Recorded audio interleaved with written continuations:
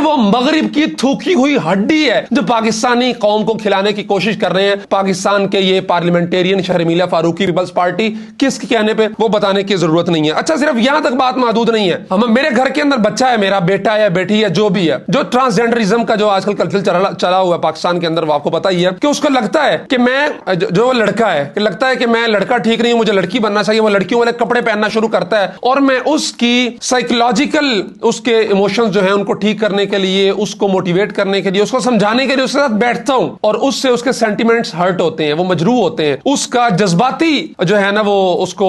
Trauma मिलता है, ये जज्बाती नुकसानात पहुंचते हैं। तो मेरा बच्चा भी अदालत के अंदर जाकर मेरे खिलाफ केस कर सकता है कि मैं ट्रांसजेंडर बनना चाहता हूं, अपनी जिन्स तब्दील करना चाहता हूं और मेरा बाप इस चीज पर राजी नहीं है। और बात यही तक महदूद नहीं है, अगर बीवी आपकी गलत संगत में जा रही है और वो अपने किसी बॉयफ्रेंड से मिलने के लिए जा रही है और आप उसका ताक़ुब करना शुरू करते हैं और उसको स्टॉक कर रही है, स्टॉक का लफ्ज इसके अंदर कानून के अंदर लिखा हुआ है कि बीवी को स्टॉक करना भी कानूनन जुर्म है, बीवी को घूरना जुर्म है। यानी आज के बाद पाकिस्तान के खामंद बीवियों के साथ बात करें तो नजरें नीची रख के बात करें। अगर आंखों के अंदर आंखें डाल के आपने बात की और वो बीवी को बुरी लग गई तो बीवी आपको 6 माह से 3 साल तक की सजा दिलवा सकती है, जिसमें जुर्माना अलग से होगा। इसलिए मैंने कहा था कि पाकिस्तान के खामंदों, जेल की रोटी दाल खाने की आदत डाल लो, जमीन पे सोने की आदत डाल लो।